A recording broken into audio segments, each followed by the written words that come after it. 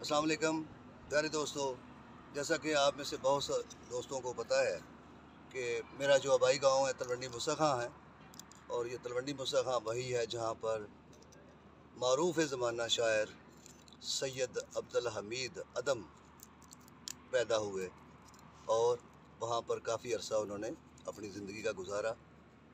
आज मैं उनकी गज़ल जो है वो पेश खिदमत कर रहा हूँ, जो बड़ी मकबूल है कि जो भी तेरे दर के फ़कीर होते हैं,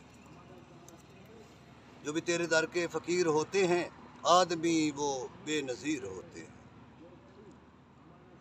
उनकी महफिल में बैठने वाले कितने रोशन ज़मीर होते हैं।